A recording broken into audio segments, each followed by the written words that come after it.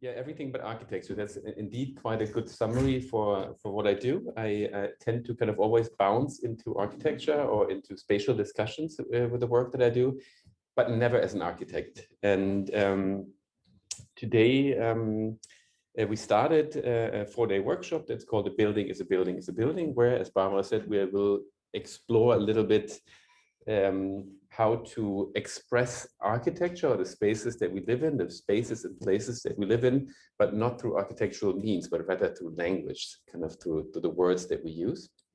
So we'll see how that goes.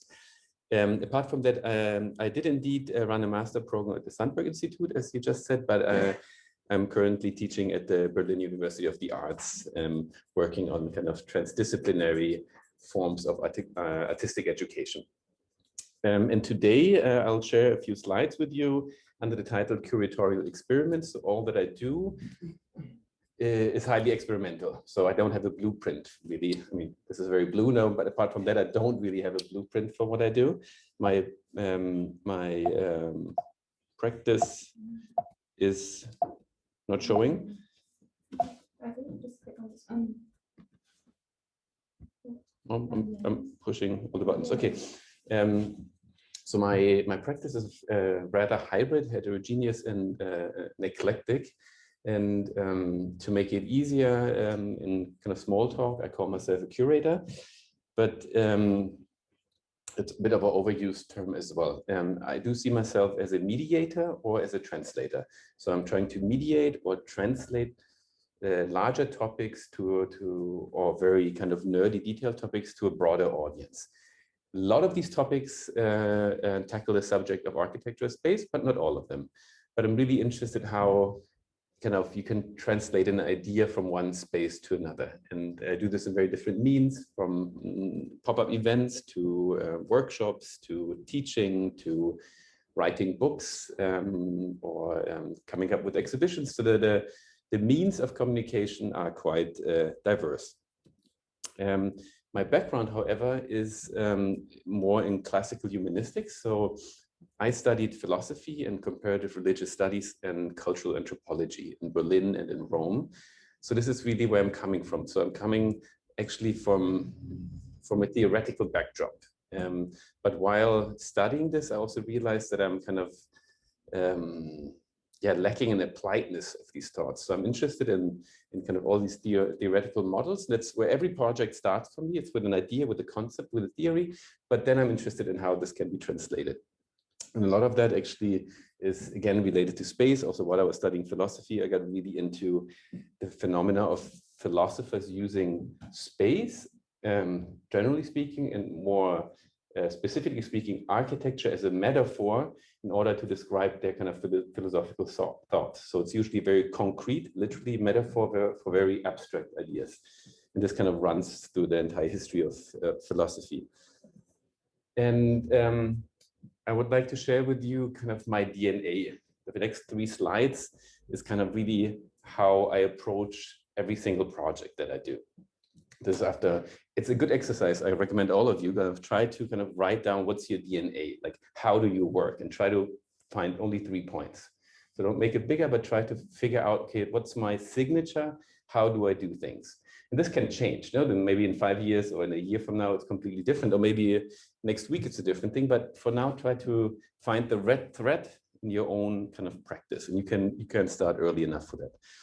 So for me, it's creative theory. I just explained this before, actually. So coming from theory, I'm interested in the moment of applying it. No, the creative coming from creare is basically to produce something, and theory is from the Greek theoria, means to look at or to speculate upon. So kind of creation coming from speculation. That's what I'm interested in, and then how an idea can be translated. I don't know, this is McLuhan entering David Cronenberg and another artist work. So this is really where things get exciting for me, when they shift from one discipline and from one medium to another, and kind of what happens also in this translational process, what gets lost, and sometimes what gets lost is the most beautiful part about it.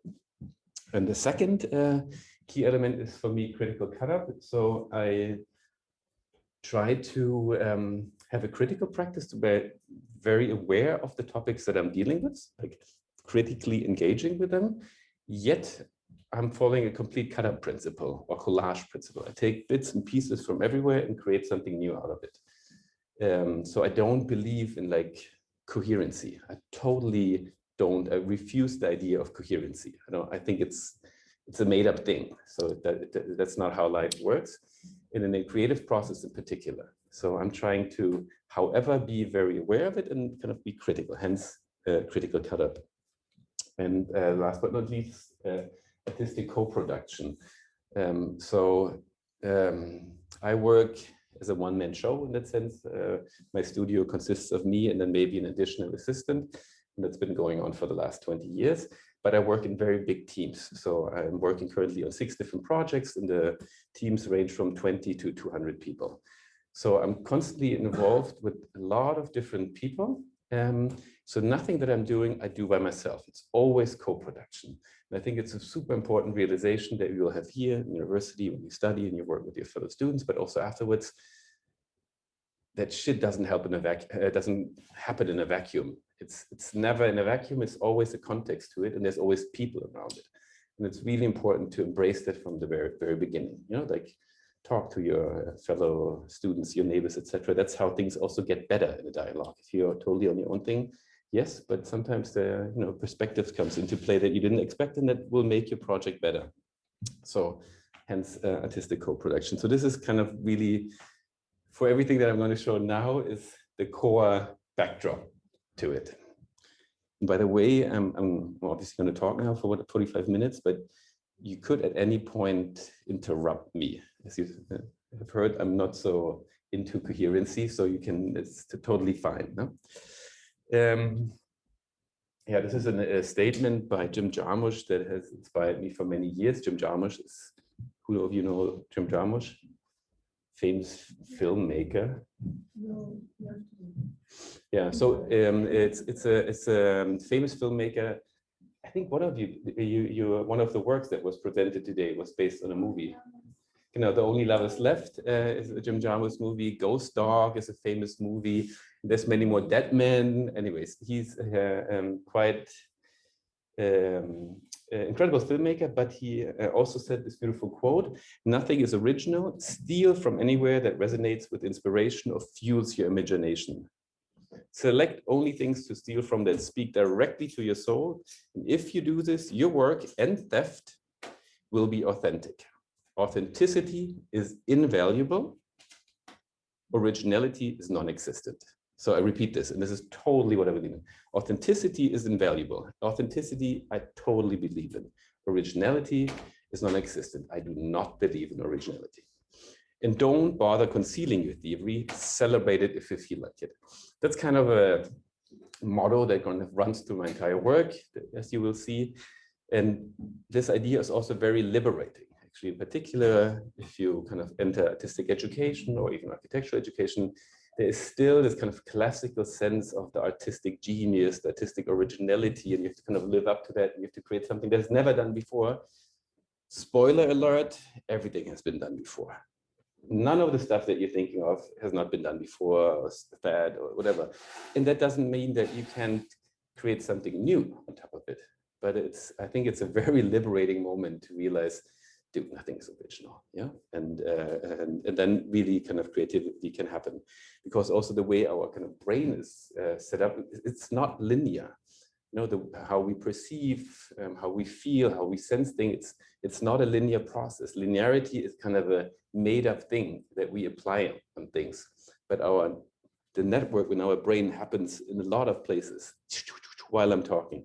It's not a linear thought. It's not a linear kind of approach. And realizing this, I think there's a certain kind of relief that I find in this.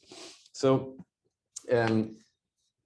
the talk today is set up in these kind of chapters. That's inspirational, editorial, curatorial, artistic, and educational. Inspirational, I'll be really brief, but I could expand on this for the entire hour. I'll just tell you 5 people that really inspire the way I work and think. Editorial work, I'll look at the kind of books that I do, because I'm really, really into books. I love books, and it's a big passion. And curatorial, it's more the exhibitions. Artistic is the rather because I am a curator, but more of an artistic curator. There's a lot of projects where I'm involved as an artist, yet I do actually curatorial work. And then educational is my passion for education, because that's really translating at the end of the day and trying to help you kind of find your purpose in this whole game, you know, kind of, and I think it's a very rewarding practice. So it's more, I'm dropping a few kind of quotes, one of them being Walter Benjamin. This is actually a quote highly related to the city that we're in, Paris.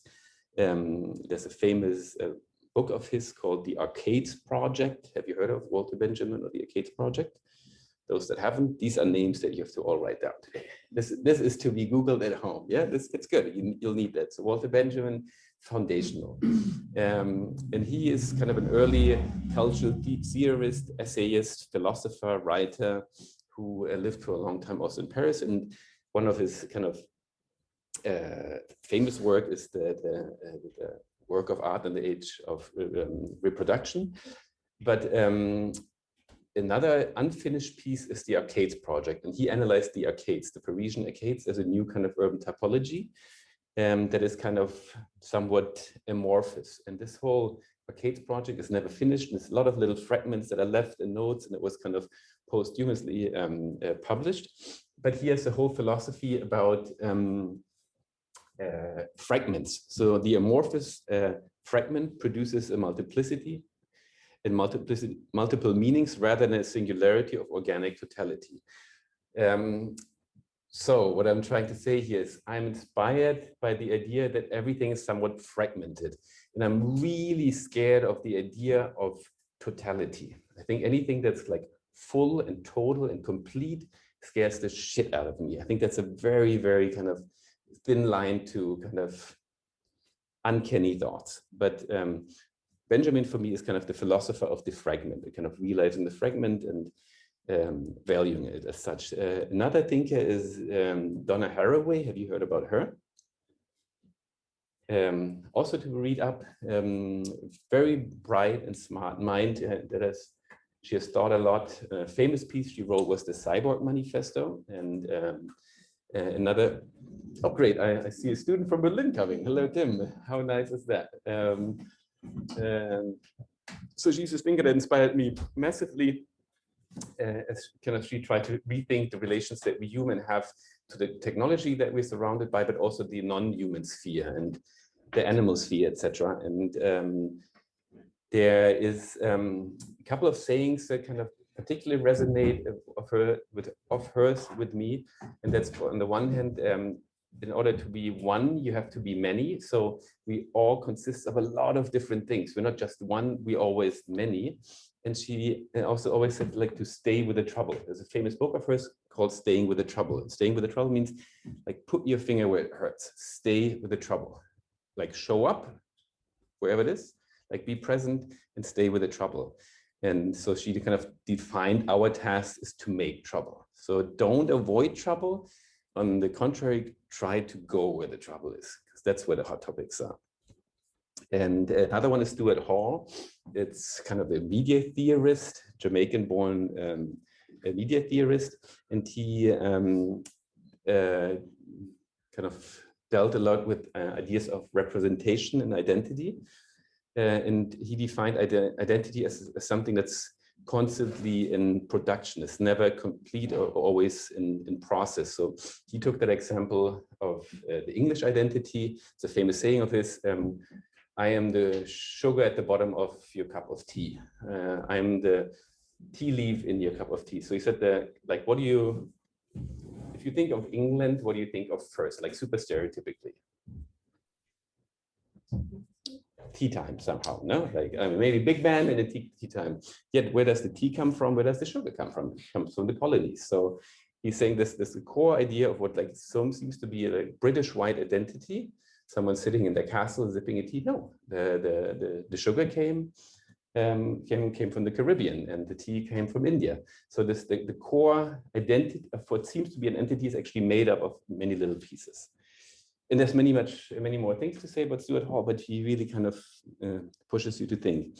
And Jack Halberstam is another thinker, a queer theorist that highly inspired me in his approach of methodology, which he calls a scavenger methodology.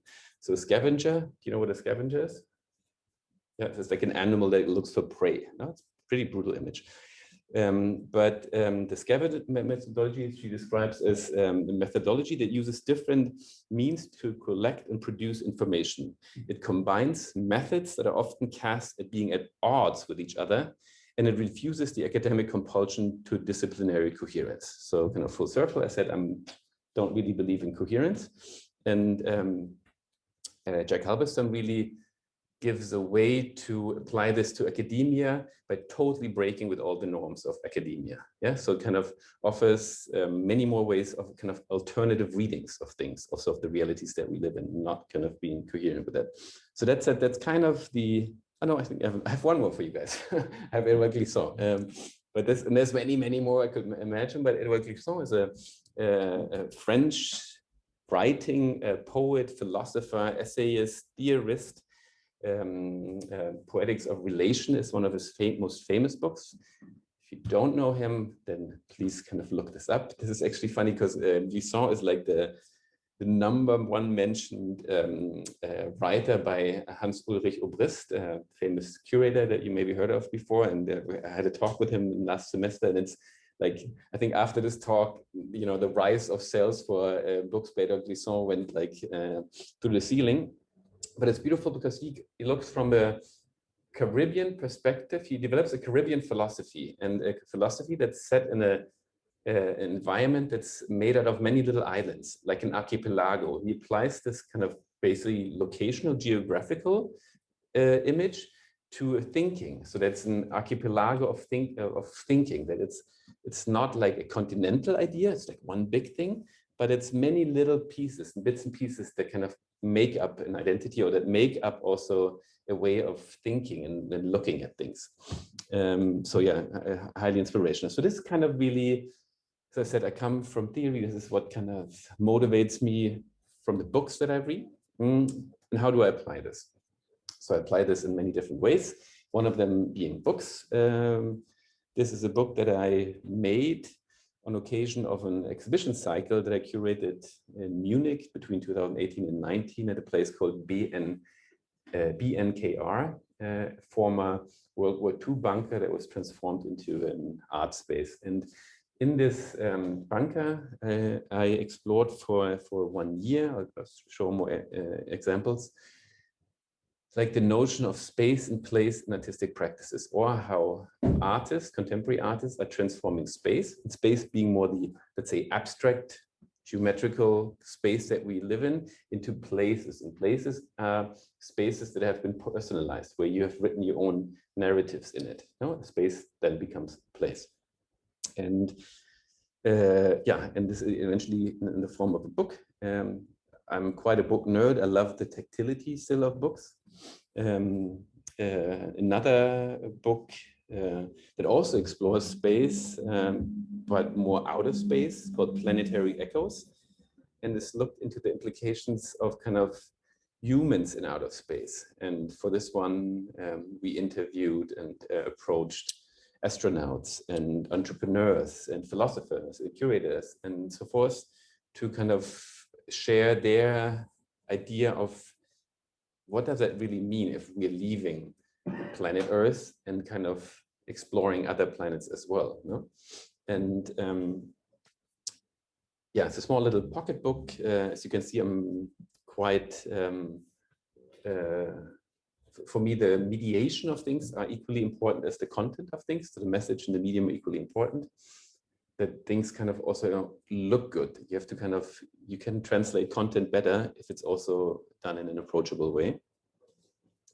This follows in line with a very dear book that I did already in 2016 called Memories of the Moon Age, and that's a visual cultural history of mankind's dream of flying to the moon. So since when did we start to look at the moon and think, wow, I'd like to get there?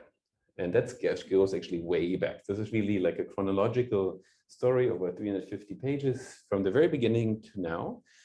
And it's a metaphor really, or analogy for the power of imagination, the power of speculation, and actually the power of fiction and art. no? That you can dream of something, and this kind of dreaming of something can become reality. You know, it goes in this case from fiction to science, or to science fiction, then to science. But eventually, this took us to the moon and beyond. And that's a strong image, no? How a dream can become reality, and that's also the power that lies within the arts. No? You can trigger an idea or a dream, and as absurd as it may sound, to land on the moon, you know, can still happen. And this was a project I did many years ago, where I got really interested in the idea of artistic manifestos.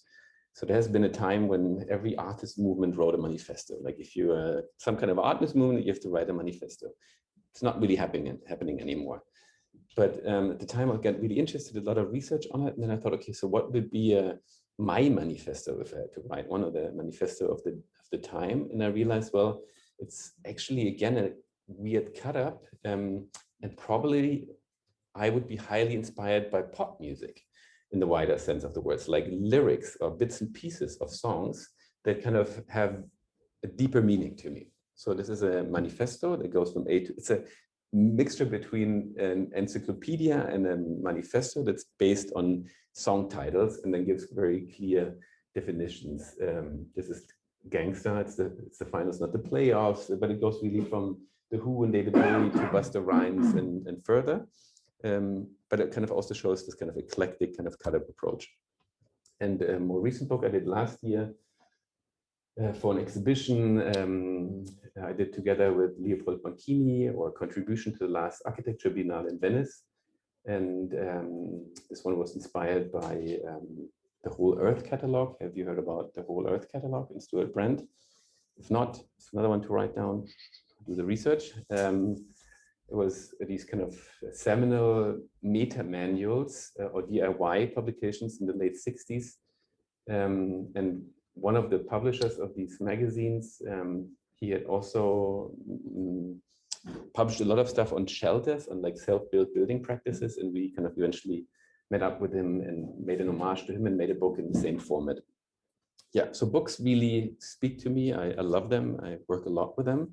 But they're always somehow interlinked to my curatorial practice. So when we enter more in like the exhibition making, and it's almost as if they're two different media. You have to treat them differently. And it's beautiful always to see where they can interconnect, or say you do an exhibition series, but how can a book then translate this in 2 dimensions? But coming to the exhibitions, a very big exhibition. I had the honor to co-curate with a fantastic team, Tatjana Schneider and the Green Isle in Berlin, on behalf of the Federal Ministry of Building in a former airport. It's very dark in the projection right now, but it's a huge former airport entrance hall in Tempelhof. And we set up almost like an architecture, little city within the city here. The exhibition dealt under the title Living the City with cities, people, and stories. So we tried to find a narrative approach to talking about what the European city and beyond is about, kind of where frictions happen. And we talked to obviously architects and urban planners, but also to NGOs and political parties and artists, and different ways of making the city your own. There's always a moment that I'm interested in of how do you make it yours? Yeah, how you're not just passively living in the built environment, but really kind of co-owning it. It's a beautiful exhibition with a lot of kind of program happening around it. This is what I mentioned before, where I showed the book, the Spaces to Place series I did for the BNKR in Munich. So it was 3 exhibitions and a symposium, starting with thresholds. So the first defining moment often in architecture is a threshold that you have to overstep. And actually, it's a funny link to the Confluence workshop that I taught here, whatever, 5-6 years ago, was on the wall. I don't know if you remember, it was all about walls. We just looked at the wall. And this kind of in the same notion. And then I had a solo exhibition, German artist, and a symposium at the Venice Biennale. with Olafur Eliasson and Beatrice Colomina, and then another one that looked called Intergalactic that looked at artists that explore out of space. A beautiful series. It was a lot of fun. I give some example of the first one, the thresholds, and also the kind of the intergenerational dialogue that I'm trying to create. So on the very left, you see a piece called Body Pressure from 1974 by Bruce Nauman. You heard of Bruce Nauman? Super famous, no? Okay, the American kind of also conceptual artist. This work has been displayed like this since 1974. What you see there is a poster printed on pink paper. And on this is an instruction manual. This instruction manual says basically, press your body against the wall, press closer, put your ear on the wall.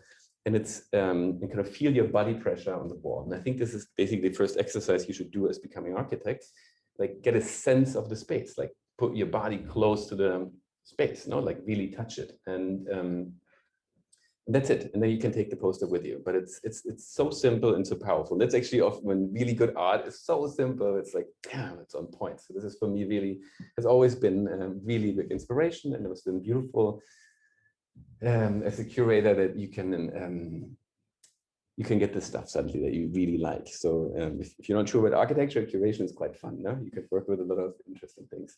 And right opposite was a video piece by Andrea Fraser.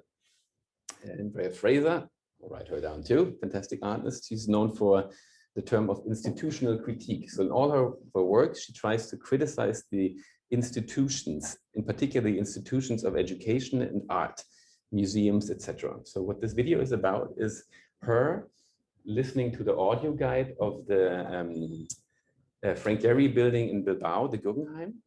And you hear also the audio guide, and it's very, let's say it's a very sexy text in a way. It's very sensual, the marble and the shapes, etc.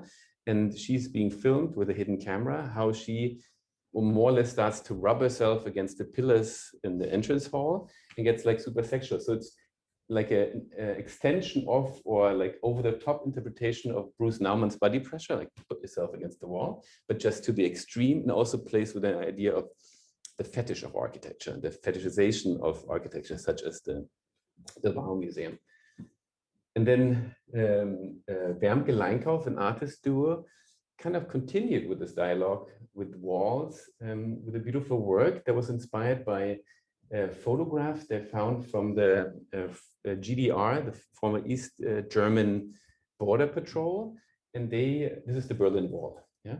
And this is not an art piece, this is GDR, like police documents. And they tried to find out how could people possibly overcome the threshold of the wall. And so that, okay, it takes two people and we have the stick and we can pull them up. And it's absurd, but there's a lot of, like a dozen ways of overcoming the wall. That's what the GDR police tested. And they somehow found this archive material and restaged it all along the former borderline of the Berlin Wall. Yeah, how to overcome a wall.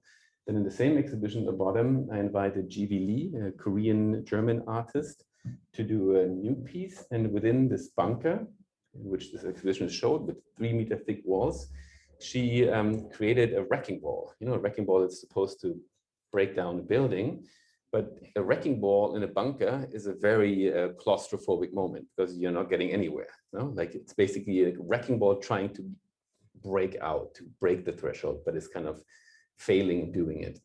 And the last one is Raoul Walch, an artist who created these kind of tools for opening up like spontaneous water fountains in the urban environment and creates these kind of Baroque fountains of, again, breaking another threshold. But this is just to give you an idea of like how I try to combine topics and generations and artists in an exhibition. Another exhibition I did many years ago, originally for the Netherlands Architecture Institute. These are pictures of the German Architecture Center. It's called Testify, the Consequences of Architecture. It was a very modular exhibition and a social sculpture. I always tend to see exhibitions as social sculptures, or soziale Plastik, a term by Joseph Beuys, a German artist. So something that can be used by a community. And this one was interesting because it looked at a lot of like bottom-up architectural practices all around the world, but they looked at it critically. So let's say there was a school outside of Cape Town and another children's home in nearby Bangkok, but actually called up all the people that live there on the daily and interviewed them. So how's it working? And then totally different stories came up. So one story is that the architects tell you, and then suddenly you hear the story, yeah, it's really nice, but the metal roof is crazy hot in here and the kids always have to sleep on the bottom, or the secretary in the school outside of Cape Town was like, yeah, man, the hallways, it's so loud. Like, so we try to kind of tell a different narrative, you know, like not always the nice, what the architects tell you, the kind of project description. And it was not about bashing the project. It was still a great project, but showing, giving the people a voice that live the daily consequences of the architecture. And this is a completely different thing. There was supposed to be a video, but which is not working. The show that I did in Berlin as an homage to Lee Scratch Perry, recently passed away last year, an icon of dub music, reggae music. He was like the inventor of dub music. Dub meaning you use the music, you know, rewind it. It's where all of electronic music eventually kind of evolved out from. He's like the genius. No, he produced the first album of Bob Marley and then went into crazy musical genres. But he was still alive. He was always a huge idol, and invited him and invited different artists to create a room, a space for 6 weeks that's kind of resembles his outfit. Like basically the pitch was, can we make a room that looks like this hat or gives the same feeling? No? Because it's like a collage of assemblage of different pieces. It was very carnivalesque, beautiful show. And the last one quickly, it was 2 years I curated a big exhibition in public space in Rotterdam for the opening of the cultural season in the Witte de Wit Street, where I invited artists to kind of work directly in public space. And this is one weekend, three days, 2 nights, and about 30,000 people come to one street in Rotterdam. And yeah, one edition, we kind of spread artists all over. So every corner you look, there was something somewhere. A lot of architects. This was a project which you can really see by Exist. It was a French collective that doesn't really exist anymore. And they took over a little island on a pond in the park in Rotterdam. And the next one, we kind of turned the street into a performance space. Okay, so quick, this is in a studio that I was running in Berlin for a couple of years, like an exhibition space with many different, was my studio basically with 2 other guys. And once a month, we just put our chairs to the side, roughly the size of this room, and did exhibitions from photography to, you know, architecture. It was a super studio, and Dua Pupi, yeah, and other artists. And this is something that I'm doing. I'm almost like Columbo. Like, you remember Columbo, the detective that always says, I'm about to go, and then he says one more thing to say. So this is actually the most recent thing. That's in a couple of weeks from now, on the 21st of April. I'm taking over this little kiosk in Venice during the preview days of the Venice Art Biennale. So who has been to Venice in the Biennale? Another thing I highly recommend you, also start now. I started in my studies as well. Put it in your calendar. Always go to the Art Biennale, always go to the Architecture Biennale. It's a beautiful trip. Venice is always worth it. But it's good just to see like what's happening, what is considered as, you know, the state of the art, whether it's art or architecture. Just go. It's a beautiful weekend. You can find also still cheap accommodation. But I'm taking over a kiosk right in the center, and I'm just swapping the content for 6 hours only. It's a 6-hour event by just showing self-published books by artists and like super strange indie magazines. And then after 6 hours, we're gone. That's it. That's called Il Gazzettino. So it's in a way an ode to an urban typology that of the kiosk that's disappearing. It used to be something that's very integral, like to the urban experience. Like kiosk is something where you went to, but it's getting less and less and less all over the world. And also to the printed matter, like publications as such, no, that I kind of adore. So if you have a design or publication, I mean it, you want me to bring it to Venice, no, hit me up, totally open. Yeah, and then artistic, coming kind of to the last 2 sections is, I do see myself as an artist, but I originally started at one point really with collages. So I had an artistic practice.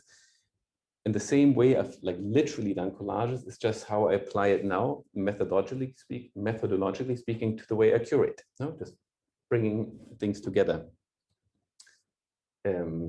Also kind of commercial pieces such as this. And then kind of gets a bit more performative. Another project I did in 2018 at the, again, Venice Architecture Biennale, was called Tattoos for Architects. And we did it funded by the Goethe Institute as a side event of the German Pavilion, but eventually walked around. And it was basically super ghetto. We had like a massage table that you could put, around your shoulder, and we walked around the Biennale, first on the back of the German Pavilion, then the Hong Kong Pavilion, and then some other garden related to the Biennale. And we tattooed people, but really rough. It was very kind of, if you look at the details, it's a lot of architectural theory jokes. There's a lot of puns in it, but they were very consciously done in a very ignorant style, almost like prison tattoo style. And I did this with Javier Rodriguez, who was at the time also a student of mine in Amsterdam. And yeah, I don't know, I think he tattooed over 25 people over 2 days in Venice, and they all kind of kept this with them. But it's nice also, yeah. The tattoos permanent? Yeah, this was real. And they were really rough. I have a few of them too, and they're rough. They're rough, but they're permanent, and they stayed. And for me, it was, okay, so let's start. You always start with theory. I said there's a beautiful reference you can make between, the skin being the first layer, then textiles being the second layer, and architecture being the third layer. This is all based on the theory of Gottfried Semper, a German architect and also architecture historian, theoretician. So there's this whole theory of the textile origin of architecture, but the first layer he speaks of is of skin. And he actually even speaks, and this is, way back, of the practice of tattooing, how it's kind of ornamenting the first layer, the skin, and how this is similar also in architecture. So there's this kind of architectural link to it, but at the end of the day, it was just fun to totally fuck with the idea. Architecture is fun, art is a little bit more fun, but architects tend to be a bit stiff, that say they're not as loose. And this is an exception to the rule, and Odile obviously is very much an exception to the rule, but there's a certain stiffness in this discipline. And to have like literally tattoo people on their body in the Biennale was definitely a bit of a breakout. No, it was a lot of fun. This was another Biennale I was invited. I did a project together with Thomas Tseng, a Hong Kong-based architect, where we created this kind of, actually it's too dark on these images, see, kind of inspired by the Studiolo, this kind of opening cupboard that opens in many directions. I'll skip this one. And this is maybe nice. Again, back to the Venice Biennale last year. We participated in the main exhibition in the Arsenale. We as Leopold Banchini, a Swiss architect, and me, and has a nice story. And Leopold and I, we both taught at the Sandberg Institute in Amsterdam. We were both directors of a master program and kind of became friends. And he was invited to show a piece that he originally showed in the Centre Pompidou many years ago, architectural installation. And him being the cool guy that he is said, well, this is boring. Why should I show something that I already did? This is a much better occasion to do something else. And approached me, said, hey, shall we do something together? And I said, yeah, wonderful. And what we then did is said, well, if you want to look at my work or his work, well, go to my website. It's basically everything is there. Go on my Instagram. You can find that. And it's a bit of an overcome idea in the Biennale to just showcase, look how cool I am. This is what I do. I think it's a wasted opportunity. So we decided that we do an homage to someone that inspired us a lot. And this is Lloyd Kahn, the editor of the Whole Earth catalog and the Shelter publication that I mentioned earlier, if you remember, kind of pink looking publication.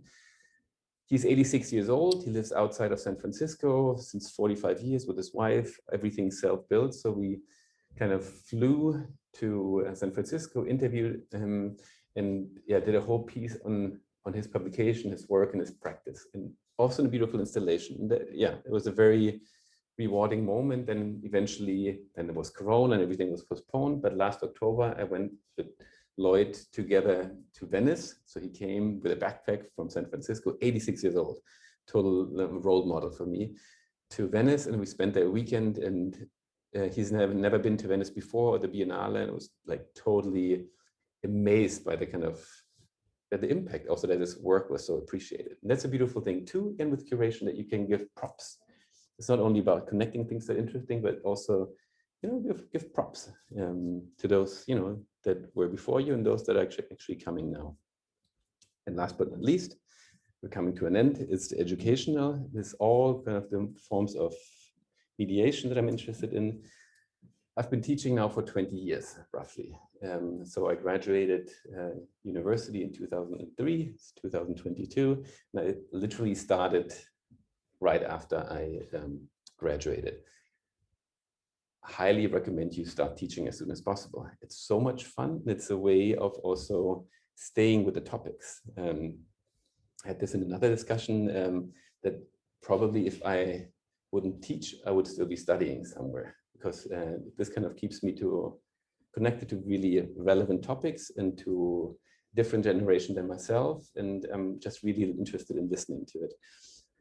But of the many places that I've taught all over the world, I just show 2 examples. And this is a project that I ran for 2 years at the Sandberg Institute in Amsterdam. It was called Radical Cut Up. And the Sandberg Institute, under the direction of Jürgen Bay, has this quite amazing concept of having an art school. It's a master program that has, the classical stuff like architecture in the wider sense, communication design in the wider sense, fine arts and critical studies. But on top of that, each year they've invited 2 temporary masters. Temporary because they only exist for 2 years, never before, never after. And they approach in particular people that are still based in practice. So I was approached, I proposed, and by now you've seen the way I kind of work, this kind of collage principle, and this is what I made into a whole curriculum, a 2-year curriculum, a master's program. This is the group of students, this is some of the teachers that were involved. It was 15 students from very different backdrops, from industrial design to graphic design to sculpture to photography to philosophy, journalism, like the whole spectrum. And they, they all came together and forged a team for 2 years, testing also out how do you work collaboratively, how do you work individually. We had a space that we kind of built. We started with an empty space. In the first week, we built our own space with little means. We had a 1,000 euros building budget or something like that, but we built the furniture and we created, from space to place, we created our own place. And by them building it, it was ours somehow. We had a different sense in the room, like we owned it. And this was beautiful because it was a place where we hung out, where we had lunch, where we had discussions, where we were also had a lot of artistic production going on, where people kind of could work through the entire night and then sleep on the couch. And we were also a space that invited all the other programs into our space. All our lectures were public. We did workshops also where the students suddenly, our master students, had to run a workshop with bachelor students of the Rietveld Academy, so kind of switch the position of being a student or the educator. I think in a way we're able to create a kind of a community feeling also there in working together. This is also important by doing programs. So it's about the people, obviously it's about the places, but it's also program. So you have a nice place, cool, great hardware, but what's the software you're bringing? And this we did by just offering a lot of workshop lectures, symposiums, like always invite people that kind of challenge the way you perceive things. And also we were connected within the school to all the different technical workshops. So we had a basic introduction to glass blowing, into woodworking, into iron working, into photography, into screen printing, into textile working, etc. So they all got a rough introduction to it, and if they wanted, they could stay with it. So I had a graphic designer who is now doing glass ceramics or something like that, no? Or I had someone else who's now a painter. So they kind of all switched medium or extended the medium they were coming from. But program was really important. It was a whole lecture series, one that I kind of curated for them. And then there was a Monday lecture where the students had their own budget to invite people that they wanted to invite to the program. So I think it's about co-production, co-owning, co-making. And then we did exhibitions. So after the first year and the second year, we had 2 major exhibitions in real galleries in Amsterdam. So not just showing your stuff in the university, nice students, but really this is a serious place. This is a gallery space, like understand yourself properly as artists. Because some of the great early works are often happening actually in universities. This is not just training ground you're doing here. This is where you find your calling. So we had these, another outreach, and then publications. We did 3 publications after these 2 years. One after the first year, we took over an existing magazine called Lowdown, like pop cultural magazine, and just became guest editors. So the students became the graphic designers. They featured their own work, but they also were able to approach other thinkers, artists, etc. They were inspired by and interview them. So again, becoming somewhere between curator and artist, and using kind of this position.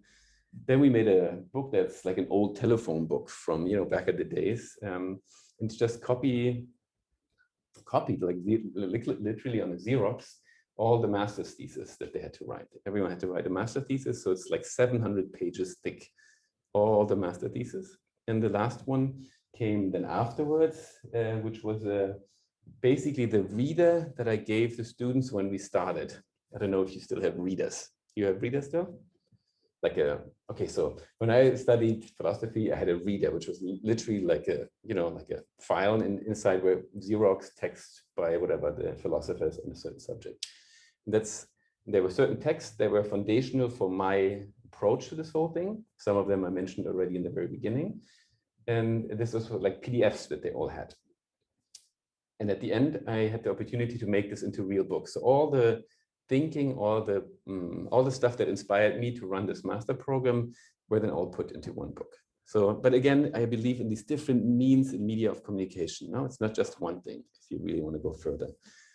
This eventually led me back to Berlin, to the Berlin University of the Arts, where since last year I'm piloting like transdisciplinary projects in artistic education. So coming from this very hybrid background and trying to bring a lot of different people to the same table, kind of learn to think together. And I think that's something that's not only the way I work, but it's highly relevant. The working life, the realities that you will face when you are kind of leaving this year, and you have to work with a lot of different backgrounds.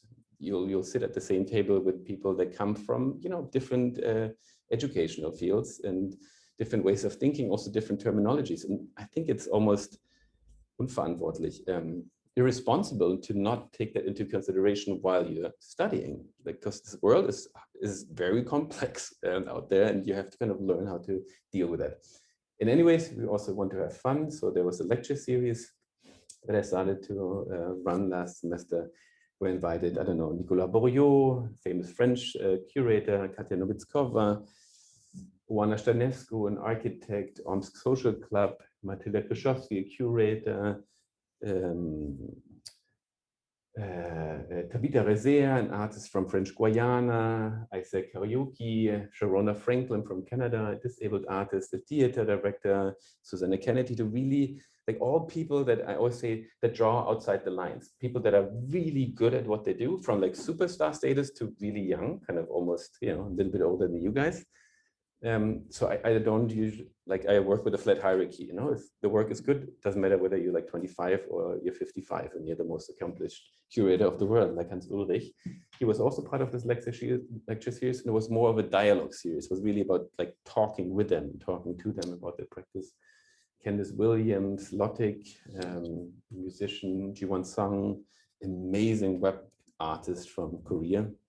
So very good picture to show the diversity of creative practices, or I call them cultural producers or cultural production. And again, in particular with the aim to show the students like don't worry, whatever you're studying right now, you're not fixed to that. You can study architecture, but you don't have to necessarily have to build buildings. No, sometimes the building is not, what's the Cedric Price? The building is not always the best answer to a spatial problem or something like that. So yeah, to really open your mind to different possibilities in your practice. And another thing, and it's very beautiful that Tim is here actually. Tim is a student from the Berlin University of the Arts who joined my colloquium. So I did the first colloquium actually ever at the Berlin University of the Arts, starting last semester for master students. You were a bachelor, but you were an exception to the rule. That come from, I had 44 students from 14 different faculties. architecture, fine arts, product design, costume design, scenic writing, cultural studies, etc., that were all in their last year working on their master thesis, and they used this colloquium, again, as a safe space to discuss and develop their ideas for the master thesis. But it's not that you speak to your, 20 architecture students, but you suddenly get feedback from someone who studies scenic writing or fashion design or, whatever. And then it's different input.